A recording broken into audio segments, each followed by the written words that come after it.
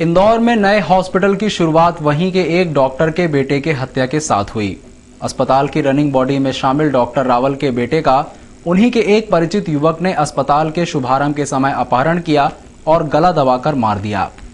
देर रात मासूम बच्चे का शव माचल के पास एक शमशान घाट के एक गड्ढे में मिला। शहर में शुक्रवार को रॉयल शांति हेल्थ केयर नाम से अस्पताल की शुरुआत हुई। इस अस्पताल की रनिंग बॉडी में डॉक्टर अरविंद रावल शामिल हैं। अस्पताल की ओपनिंग सेरेमनी के समय ही डॉक्टर रावल का 8 साल का बेटा ईशान अचानक लापता हो गया। ईशान की गुमशुदगी के करीब 1 घंटे बाद परिवार के लोगों ने उसे तलाशा, लेकिन वो नहीं मिला। तब इसकी सूचना विजयनगर पुलिस को दी गई। एक डॉक्टर के बेटे के अचानक गुम होने की खबर जैसे ही वरिष्ठ अफसरों को लगी, पुलिस महकमा हरकत में आ गया और उसकी तलाश शुरू कर दी गई। अस्पताल के पास ही स्थित यू टर्न पर लगे सीसीटीवी फुटेज इस समय पुलिस के काम आए और यहीं से पुलिस को अहम सुराग मिल गया। दरअसल ईशान सुशांत दास नामक युवक के साथ जाता दिखाई दिया। पुलिस ने जब परिवार के लोगों से जानकारी निकाली तो पता लगा कि सुशांत अस्पताल की ही गवर्निंग बॉडी में शामिल डॉक्टर जामजुट का कर्मचारी है और रावल परिवार से घुला मिला है। पुलिस ने उसकी तलाश की तो वह बेटमा के पास अपने गांव पेथवाड़ा में अपने घर पर ही मिला। पुलिस ने उससे पूछताछ की, लेकिन उसने कुछ नहीं बताया। सख्ती से पूछताछ पर सुशांत ने अपना जुर्म कबूल करते हुए मासूम ईशान की हत्या करना कबूला। आरोपी से जब बच्चे के शव के बारे में पूछताछ हुई तो पहले तो उसने पुलिस को काफी भटकाया और देर रात सही जगह बताई। आरोपी ने बच्चे का गला घोंटकर माचल के पास एक शमशान घाट में एक गड्ढे में पटक दिया था और उसे पत्तों से ढक दिया था। पुलिस रात करीब 2:30 बजे शव को बरामद कर एम्बा अस्पताल लाई। मामले में बात करते हुए डीआईजी राकेश गुप्ता ने बताया कि आरोपी सुशांत डॉक्टर फैमिली से इसलिए नाराज था क्योंकि उन्होंने उसकी बेइज्जती करी थी। हालांकि डीआईजी ने कई सवालों के जवाब यह कहते हुए भी टाल दिए कि पूछताछ अभी बाकी है। करीब 1-1.15 के बीच में अस्पताल से लेके गया। ये बच्चे को बेला फुसलाकर साथ में लेकर गया था और ले जाने के बाद पहले ये इसको महू लेके गया और महू के बाद इसको बेटमा थाना क्षेत्र में माचल के आगे एक शमशान है, वहाँ ले जाकर इसने इस बच्चे की हत्या की है। प्राइमा फेसाई जो अभी इसने अपनी निशानदेही पर ये मृत शरीर हम लोगों ने रिकवर किया है बच्चे का, और जो अभी इसने बताया है वो गला घोंटकर मारना इसे बताया है। अभी पोस्टमार्टम होना शेष है। पोस्टमार्टम के बाद मृत्यु के सही कारणों का पता चल पाएगा। डॉक्टर रावल का परिवार लंबे समय से इंग्लैंड में था और अस्पताल में सेवाएं देने के लिए ही वह इंदौर आए थे। मामले में पुलिस ने आरोपी सुशांत के खिलाफ अपहरण और हत्या का मामला दर्ज कर लिया है। मां का कलेजा फट पड़ा और हर आंख नम हो गई जब उस मासूम की अर्थी घर से शमशान जाने के लिए निकली, लेकिन उससे पहले ही अपने बेटे की यादों को हमेशा के लिए पिता ने संभाल कर रख लिया, उसकी दोनों आंखें दान कर। हम बात कर रहे हैं मासूम ईशान की, जो अकाल मौत का शिकार हो गया है। पिता के कंधों पर बेटे की और बड़े भाई के कंधों पर मासूम छोटे भाई की अर्थी का नजारा जिस भी शख्स ने देखा वह अपने आंसू नहीं रोक सका। सनशाइन पार्क स्थित बंगले से जब ईशान की शव यात्रा बीजलपुर मुक्तिधाम के लिए निकली तो यह नजारा और मां की रुदन सुनकर ही लोग भावुक उठे। शनिवार शाम अपने ही एक कर्मचारी के हाथों बेसमय मौत का शिकार हुआ ईशान का शव देर रात पुलिस ने खुड़ैल के जंगलों से बरामद कर पोस्टमार्टम के लिए एम्बा अस्पताल भेज दिया था, जहां रविवार सुबह 5 डॉक्टरों की टीम ने उसका पोस्टमार्टम किया। ईशान के पोस्टमार्टम से पहले ही उसके पिता ने उसकी आंखें दान कर दी, उसकी यादों को हमेशा के लिए संजो लिया। ईशान के हत्यारों को पुलिस ने बीती रात ही गिरफ्तार भी कर लिया, लेकिन इंग्लैंड से अपने देश की सेवा करने के उद्देश्य से वापस आए डॉक्टर रावल के परिवार पर इस हादसे के बाद जो गुजरी है उसे सोचकर ही कोई भी भावुक उठेगा, क्योंकि वह मौका था अपनी महत्वाकांक्षा पूरी करने का, लेकिन उसी समय अपने जिगर के टुकड़े को खो देने का गम जीवन भर डॉक्टर रावल दंपति को रहेगा। रविवार सुबह स्कीम नंबर 140 के मैदान पर एक शख्स की खून से सनी लाश पड़ी होने की सूचना पर क्षेत्र में सनसनी फैल गई। लाश पड़ी होने की सूचना पर पुलिस मौके पर पहुंची और उसकी लाश को पीएम के लिए अस्पताल भेज दिया। दरअसल पलासिया पुलिस को स्कीम नंबर 140 के मैदान पर एक युवक का सिर पत्थरों से कुचलकर हत्या किए जाने की सूचना मिली, जिसके बाद आला पुलिस अधिकारियों सहित फोरेंसिक साइंस लैब की टीम मौके पर पहुंची। घटनास्थल पर खून से सने पत्थर पड़े होने से पुलिस ने हत्या वहीं होने की संभावना जताई है। मृतक लगभग 40 वर्ष का है। उसके दाएं हाथ पर भगवान सिंह लिखा हुआ है। उसने नीली रंग की टी शर्ट और खाकी रंग का लोवर पहना हुआ है। लाश मिली है, अभी व्यक्ति अज्ञात है और इसके सिर में चोट है जिससे हत्या की आशंका है और इसके दाहिने हाथ पर भगवान सिंह गुदा हुआ है, गुदना से जो गुदते हैं वो गुदा हुआ है। तो अभी इस व्यक्ति की पहचान स्थापित कराई जा रही है और इसमें अग्रिम कार्रवाई कराई जा रही है। पंचनामा और पोस्टमार्टम की कार्रवाई करा। पुलिस ने मर कायम कर मृतक की शिनाख्त और उसके हत्यारों की तलाश शुरू कर दी है। अनुदान प्राप्त शिक्षकों ने अपनी मांगों को लेकर प्रदेश के उद्योग मंत्री कैलाश विजयवर्गीय का घेराव करने का आह्वान किया था, मगर मंत्री घर पर नहीं थे तो पाटनीपुरा चौराहे पर प्रदर्शन किया गया। मंत्री के घर पर अनुदान प्राप्त शिक्षकों का प्रदर्शन करना था, मगर वे घर के बजाय पाटनीपुरा चौराहे पर उत्तराखंड के पीड़ितों के लिए धन संग्रह करने पहुंच गए। अपनी मांगों को लेकर आंदोलन करने वाले शिक्षक मंत्री कैलाश विजयवर्गीय के घर जाने के बजाय पाटनीपुरा चौराहे पर रैली के रूप में जा पहुंचे। शिक्षकों ने सरकार से जो वादा किया है उसे पूरा करने को लेकर नारेबाजी की।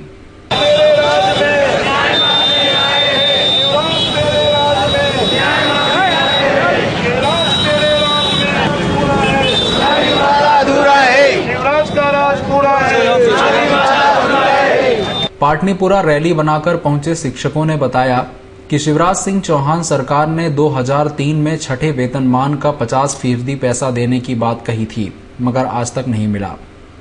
इन्हें सरकार से अनुदान मिलता है और अनुदान से वेतन मिलता है। हमें वर्तमान में 5वें वेतनमान के अनुसार वेतन मिलता है। हम चाहते हैं कि छठे वेतनमान के अनुसार वेतन मिले। माननीय सर्वोच्च न्यायालय का आदेश है कि सरकार इन्हें 50% की दर से वेतन दे। हमें 5वें वेतनमान का 50% मिल रहा है। हम चाहते हैं कि छठे वेतनमान का 50% मिले। बस एक सूत्री मांग को लेकर पूरे मध्य प्रदेश में हम लोग आंदोलन कर रहे हैं 17 जून से। इधर अनुदान प्राप्त शिक्षकों से चर्चा करने के बाद उद्योग मंत्री कैलाश विजयवर्गीय ने कहा कि शिक्षकों की मांग वाजिब है और वे सरकार तथा मुख्यमंत्री से मिलकर शिक्षकों की मांग को लेकर पैरवी करेंगे। लगता है कि इनकी मांग बहुत जेन्युइन है और तर्कसंगत है, क्योंकि जब सभी को छठा वेतनमान दिया गया है तो ये क्यों वंचित रहे। और मेरा ऐसा मानना है कि जब ये अनुदान वाला विषय नहीं है, मैं अभी तक अनुदान वाला विषय समझ रहा था, पर चूंकि वेतनमान वाला मामला है तो वेतनमान 50% सरकार दे रही है। तो जिस प्रकार सभी कर्मचारियों को छठा वेतनमान दिया वैसे इनको भी देना चाहिए। मैं इस विषय में सरकार से बात भी करूंगा और मैंने कहा है कि मैं आपका एडवोकेट बनकर सरकार से पैरवी करूंगा। अनुदान प्राप्त शिक्षकों की संघर्ष समिति पिछले 3 वर्षों से अपनी मांगों को लेकर आंदोलन कर रहे हैं, मगर सरकार इनकी मांगों की ओर कोई ध्यान नहीं दे रही। देर रात गुंडों ने मोहल्ले में जमकर हंगामा मचाया, घर में रखे सामान और बाहर खड़ी गाड़ियों में तोड़फोड़ कर दी। सुबह जब लोगों को इस बात का पता चला तो उन्होंने विधायक के साथ मिलकर पुलिस चौकी का घेराव कर दिया। पुलिस के आश्वासन के बाद ही लोग शांत हुए। राजनगर में इन दिनों गुंडों का आतंक बढ़ता ही जा रहा है। गुंडागर्दी बढ़ने के साथ ही चोरी की वारदातें भी बढ़ गई। कॉलोनी में होने वाले अपराधों पर पुलिस अंकुश लगाने में नाकामयाब है तो रहवासियों ने मैदान पकड़ा और राजनगर पुलिस चौकी का घेराव कर डाला। रहवासी बढ़ते अपराधों को लेकर सड़क पर उतरे तो वहां विधायक सुदर्शन गुप्ता भी जा पहुंचे और लोगों से चर्चा कर तुरंत मौके पर थाना प्रभारी को बुलाया। इसके साथ ही पुलिस को गुंडों पर कार्रवाई करने के निर्देश भी दिए। विधानसभा में राजनगर जो क्षेत्र है यहाँ पर गत रात को कुछ असामाजिक तत्व जो लिस्टेड गुंडे हैं उनके द्वारा उत्पात मचाया गया, लोगों के साथ मारपीट की गई, उनके घरों में पथराव किया गया और जो एक कार है उस कार फोड़ दी गई। एक घर में घुसकर सामान छीन के ले गए। एक घर में पहली मंजिल में चढ़कर गैस की टंकी लेके गए हैं और जब इनकी सूचना आई तो मैं भी तुरंत आ गया। यहाँ पे पुलिस प्रशासन के अधिकारियों को भी हमने सूचना दी, वो भी आ गए हैं और जो संबंधित लोग हैं उनके नाम आ गए हैं, उनके खिलाफ प्रकरण कायम हो रहा है और निश्चित ही शीघ्र यहाँ पर शांति का वातावरण हो जाएगा और जो आरोपी हैं वो उनके ऊपर कार्रवाई होगी सर। विधायक गुप्ता के सामने जब पुलिस पहुंची तो लोगों ने कॉलोनी में होने वाली घटनाओं का सिलसिलेवार जानकारी दी और विरोध भी जताया। क्या घटना हुई आपके यहाँ? रात को दारू सिंगड़ पी के वहाँ पे गाड़ी पे पत्थर पटक के चले गए। कौन सी गाड़ी आपकी? वैन है। कब की घटना है ये? रात की है। कौन लोग हैं जिनने गाड़ी फोड़ी आपको? यहाँ मोहल्ले के लोग। मोहल्ले के। कौन लोग हैं आप पहचानते हैं? हाँ पहचानते हैं। नाम बताएं इनको कौन कौन? एक तो बंटी राहुल, बंटी राहुल और दो उसके साथ 5, 6, 7 जने और हैं। क्या करते उनके हैं? नाम नहीं जानते हैं। ये 10 एक का आदमी पार्टी है, रोज गाली गलौज करते हैं, दुकानें बंद करवाते हैं, ये दूध वाले को परेशान करते हैं, टेम्पो चलाते हैं। हमारे गैस की टंकी ले गया, पानी की मोटर ले गया, तांबे का हंडा ले गया और ये क्या बताऊं आपको, बस यही ले गया। कहाँ पर हुई ये घटना? ये यही वही जहाँ वो वैन फोड़ी वहाँ इन्हीं लोगों ने की जिन्होंने गाड़ी फोड़ी? इन्हीं की होगी साहब, देखा कोई नहीं हमने इनको। कब की घटना है ये 5-10 रोज की घटना अभी, और 5-10 रोज बाद हमारे पास में और ही चोरी हो गई कल परसों। रहवासियों के विरोध के कारण पुलिस को झुकना पड़ा और गुंडों पर शिकंजा कसने की बात कही। अभी सूचना मिली थी यहाँ पर कुछ गुंडे बदमाश शराब पीकर उत्पात मचाते हैं और लोगों को परेशान करते हैं। तो उस सूचना पर अभी मैं यहाँ पहुँचा हूँ और यहाँ जो 3-4 लिस्टेड मैंने किया है, जो लोगों ने बताया है, उन लोगों को पकड़ के अभी उनके खिलाफ मुकदमा कायम करके और बंद करूँगा। और ऐसे गुंडे बदमाश जो लोग हैं जो भले लोगों को परेशान करते हैं, इनके खिलाफ स्थायी तौर पर उनका ऐसा इंतजाम करेंगे कि दोबारा से कोई इस प्रकार की हरकत न कर सके। सर बता रहे गाड़ियाँ भी फोड़ी गई हैं? हाँ, गाड़ी के कांच तोड़ दिए हैं और जो कुछ जगह पत्थर भी फेंके उन्होंने। तो ऐसे लोगों के लिए हम अभी मुकदमा कायम करके उनके खिलाफ कार्रवाई करेंगे। गौरतलब है कि राजनगर में बीती रात में अज्ञात बदमाशों ने घर के बाहर खड़ी कस्तूरबा चंद जैन की कार को फोड़ दिया। इसके अलावा कॉलोनी में भेरूलाल प्रजापत के घर में घुसकर चोरी की। यही नहीं, रमेश प्रजापत के घर पर पथराव कर कहर बरपाया। लोगों में बदमाशों की इन हरकतों को लेकर गुस्सा भरा हुआ था। देश के प्रसिद्ध शायर गीतकार जावेद अख्तर और फिल्म अभिनेत्री शबाना आजमी बीती रात इंदौर आए। इंदौर में मीडिया से चर्चा के दौरान जावेद अख्तर ने केदारनाथ में हुए हादसे को राष्ट्रीय आपदा घोषित करने की मांग की है। उन्होंने कहा कि हादसे के बाद से हजारों लोग लापता हैं। ऐसी परिस्थिति में पूरे देश के प्रत्येक नागरिक को सहायता के लिए आगे आना चाहिए। अंदाजा नहीं हो रहा कि ये कितना बड़ा हादसा है, और अगर आप ये समझें कि ये कितने हजारों लोग लापता है, तो इससे पता क्या चलता है? इससे पता ये चलता है कि हमें अभी धीरे धीरे पता चलेगा कि ये कितना बड़ा सानेहा, कितना बड़ा हादसा है और कितने लोग इसमें बेघर हुए हैं, कितने लोग खोए हैं और कितने लोगों ने अपनी जान खोई। तो इसे पूरे राष्ट्र को इस पर रिएक्ट करना चाहिए। और ये कोई एक अब उत्तराखंड की बात नहीं है, बल्कि देश की हर राज्य की जिम्मेदारी बनती है। इसलिए कि वैसे भी इस जगह का जो महत्व है वो तो ऐसी है कि देश के हर कोने से लोग जाते हैं, तो फिर हर देश के हर कोने में इसकी चिंता भी होनी चाहिए। अभिनेत्री शबाना आजमी ने देश में महिलाओं की स्थिति पर गहरा दुख व्यक्त करते हुए कहा कि आज भी प्रसव के दौरान बड़ी संख्या में महिलाओं की मौत हो रही है। उन्होंने बताया कि 400 विमान दुर्घटना में जितने लोग मरते हैं, उतनी गर्भवती महिलाओं की मौत प्रति वर्ष उचित उपचार के अभाव में हो रही है। मैंने कि जैसा अभी अपने बयान में भी कहा कि जितनी औरतें गर्भ के कारण एक साल में मरती हैं हिंदुस्तान में, वो इतना ही है जितना कि 400 एयरप्लेन क्रैशेस एक साल में हों। और इसमें से 70% जो मृत्यु है वो टोटली प्रिवेंटेबल है। इंस्टीट्यूशनल डिलीवरी की बात की जाती है, इंस्टीट्यूशनल डिलीवरी होना चाहिए, जिसके लिए भी सरकार कदम उठा रही है, लेकिन अभी आगे बहुत ज़्यादा करना है महिलाओं के स्वास्थ्य को लेकर, और खासतौर से महिलाओं से जुड़े हुए बच्चों के स्वास्थ्य के लिए। जो मैलन्यूट्रिशन की बात है वो एक ट्रांसजेनरेशनल तकलीफ है, क्योंकि जब महिला को ही पोषण नहीं मिलता तो वो कहाँ से अपने बच्चे को दूध पिलाएगी। सिंपल बातें हैं, जैसे कि 6 महीने तक माँ को सिर्फ अपना दूध पिलाना चाहिए बच्चे को, उससे बच्चा सेहतमंद रह सकता है, लेकिन माँ के अंदर दूध पैदा कहाँ से हो अगर उसमें अंदर पोषण नहीं जाए। तो इन सब चीज़ों को लेकर अगर हमको अपने आप को एक सभ्य समाज कहलाना है तो हमको खास तौर से महिलाओं के प्रति और उनके स्वास्थ्य की तरफ ज़्यादा जिम्मेदारी से काम करना पड़ेगा। केदारनाथ में बरसे कुदरत के कहर से आई आपदा में अब देश भर से मदद के लिए हाथ आगे बढ़ रहे हैं। हजारों की तादाद में मौत के आगोश में समा जाने के बाद भी अभी कई हजार जिंदा व्यक्ति मौत से लड़ रहे हैं। मलबे और लाश की ढेर में तब्दील हो चुके केदारनाथ में राहत के लिए पूरा देश जहां अपनों की मदद करने का प्रयास कर रहा है, वहीं शहर में उद्योग मंत्री कैलाश विजयवर्गीय और रमेश मेंदोला ने आज पाटनीपुरा चौराहे पर लोगों से चंदा एकत्रित कर केदारनाथ में राहत के लिए धन एकत्र किया। भले ही उद्योग मंत्री कैलाश विजयवर्गीय पर कांग्रेस के आला नेता चंदा उगाही करने जैसे आरोप लगाते हों, लेकिन उन सब आरोपों से बेपरवाह कैलाश विजयवर्गीय आज फिर इंदौर की गलियों में चंदा इकट्ठा कर रहे हैं। हाथ में गुल्लक लिए पाटनीपुरा चौराहे पर लोगों से चंदा लेकर उद्योग मंत्री केदारनाथ की प्राकृतिक आपदा से हुई तबाही में मदद करने के लिए चंदा ले रहे हैं। बीजेपी के राष्ट्रीय अध्यक्ष राजनाथ सिंह के निर्देशों के बाद बीजेपी के आला जनप्रतिनिधि जनता के बीच जाकर केदारनाथ त्रासदी के लिए मदद राशि इकट्ठा कर रहे हैं। इसी प्रयास के तहत उद्योग मंत्री कैलाश विजयवर्गीय और विधायक रमेश मेंदोला ने पाटनीपुरा चौराहे पर लोगों के बीच जाकर मदद राशि इकट्ठा की। राहत के लिए चंदा इकट्ठा करने के लिए सड़क पर उतरे मंत्री और विधायक को देखकर लोग बढ़ चढ़कर चंदा देते नजर आए।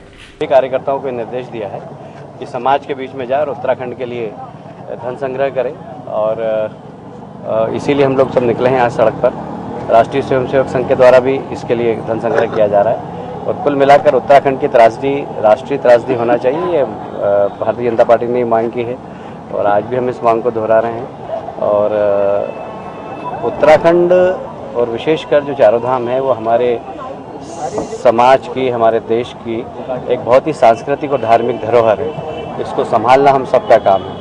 कल माननीय नरेंद्र मोदी जी ने भी कहा था कि हम केदारनाथ को बनवाना चाहते हैं, तो वो कोई किसी एक राज्य का मामला नहीं है, सारे देश की अस्मिता का सवाल है, और हम सब उत्तराखंड के साथ हैं। उत्तराखंड को बनाने में मध्य प्रदेश सरकार ने, माननीय मुख्यमंत्री जी ने 5 करोड़ रुपये दिए, और भी आवश्यकता होगी तो हम देंगे, और भारतीय जनता पार्टी के कार्यकर्ता के रूप में हम समाज से धन संग्रह करके उत्तराखंड पहुंचाएंगे। किसी महिला के लिए शायद सबसे मुश्किल पल अपने पति को गैर महिला की बाहों में देखना होता है। ऐसे में जब महिला अपने पति को किसी गैर महिला के साथ रंगे हाथों पकड़ ले तो क्या होता है, आइए हम आपको बताते हैं। दिखाई दे रही महिला का नाम शहनाज है और वह उस महिला को लेकर थाने पहुंची जिसे उसने अपने पति के साथ बिस्तर पर रंगे हाथों पकड़ा है। दरअसल शहनाज के पति ने उसे उसकी मां के घर में भेजकर अपनी माशूका शबाना को घर बुला लिया। इस बात का जैसे शहनाज को पता चला वह भी अपने घर पहुंच गई और दोनों को रंगे हाथों पकड़ लिया। यह देख उसका पति शकील भाग खड़ा हुआ, लेकिन शबाना को पकड़कर पीटते हुए शहनाज खजराना थाने ले आई। यही नहीं, उसने शबाना की थाने में चप्पल से पिटाई भी कर डाली। शहनाज ने आरोप लगाया कि उसका पति दूसरी महिलाओं को खुद का कुंवारा होने की बात कहकर संबंध बनाता है। वह पहले एक शादी कर चुका है और उसे छोड़कर उसने शहनाज से शादी की और अब वह शबाना को लाकर उसे छोड़ने की कोशिश कर रहा है। कल से मेरी कोई कार्रवाई नहीं हुई, आज फिर मैंने उसको कल रंगे हाथ पकड़ के यहाँ लेके आई और वो तो भग गया। कुत्ता बोलता पुलिस मेरी सारी बिकी हुई है, ये बोल के भग गया। और ये लड़की को मैं कल से लेके आई और आज फिर सुबह इसको पकड़ के लाई हूँ कि चल के बता तूने क्या क्या करा उसके साथ। तो इसमें ये लड़की की क्या गलती मानते हो? इस लड़की की घर भी गाड़ी सब होके, इसके घर भी गाड़ी, इसका आदमी है, इसका पूरा परिवार है, फिर भी ये आदमियों के पास जाके दूसरी औरतों के घर भी गाड़ी ना, ऐसे छिनालों के पीछे हम लोगों को तकलीफ हो रही है ना, तो इसलिए हमने ये आवाज उठाई कि और लड़की और नहीं वो करे, नहीं तो ये कितनों की जिंदगी बर्बाद करेगा। आज मैं दूसरी, कल तीसरी, अब चौथी, इसको भी तो लाके कर रहा। घरों में कितनी लड़की ले आया मेरे होते हुए। लेकिन जब इस मामले की जानकारी शबाना से लेनी चाहिए तो उसने बताया कि शहनाज उसे 500 रुपए देकर उसके पति के खिलाफ गवाही देने के लिए लाई है। यह बात सुनते ही शहनाज भड़क उठी और उसने अपनी चप्पल उतार कर पिटाई कर डाली। इस दौरान शहनाज की मां ने भी उस पर हाथ साफ कर डाले। मेरे आदमी के खिलाफ गवाह दे देना, तो मैंने गवाह दे देना, सच बोल, इतना मारूंगी, सच बोल। रंगे हाथ पकड़ा था मैंने तुझे, रंगे हाथ पकड़ा था ना, रंगे हाथ पकड़ा था ना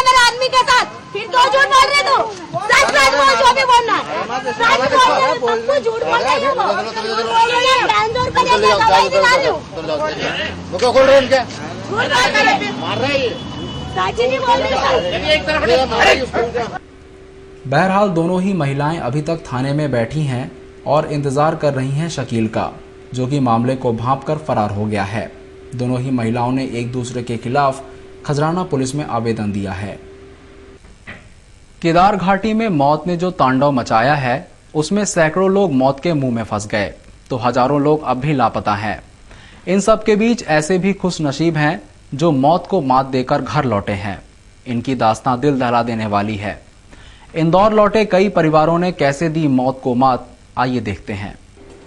कहीं आंखों में आंसू हैं तो कहीं भगवान शिव के जयकारे। चार धाम की यात्राओं से लौट रहे लोगों की अलग अलग तस्वीरें इंदौर में देखने को मिल रही हैं। मौत के तांडव से किसी तरह बचकर आए इन लोगों के लिए यह नया जीवन मिलने जैसा है। चेहरे पर घर लौटने की खुशी तो आंखों में आंसू लिए ये तस्वीरें इंदौर के यादव परिवार की हैं, जो बमुश्किल बयां कर पा रहा है कि उन्होंने कैसे 5 दिन हर पल मौत के डर में बिताया। हाँ लगता है ना, लगता है। हमको भी ऐसा लगता था कि क्या मानो हमारे बच्चों को जैसे इनने नहीं देखा, क्या मानो हमारा भी आधे घंटे के पहले हम चले जाते तो हमारे बच्चों को हम भी नहीं देख पाते। हम तो क्या मानो किसकी दुआ से बच के आ गए। इंदौर से गए सैकड़ों लोग अब भी लौटकर वापस नहीं आए। कईयों को लोगों ने अपनी आंखों के सामने सैलाब में बहते हुए देखा है, तो ऐसे लोग भी कम नहीं हैं जिनके बारे में 1 सप्ताह के बाद भी कोई जानकारी नहीं मिल पाई है।